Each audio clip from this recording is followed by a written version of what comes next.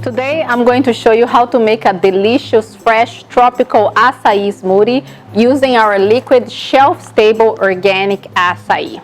Prior to making this video, I already poured some of the shelf-stable into an ice cube trays and make ice cubes acai. Let me get it for us. Here they are. This way you can do portion control on your acai. I'm gonna add about 6 cubes of acai shelf-stable frozen, and they are so nice and easy to blend. Look what a beauty they are. And I'm gonna add 150 ml of orange juice. I'm using the blender to measure.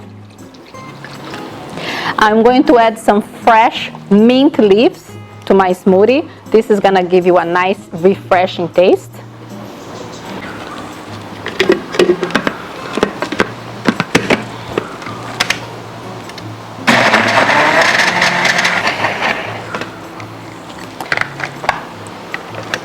In a few seconds, it's ready to be served. I'm already smelling the amazing fresh mint.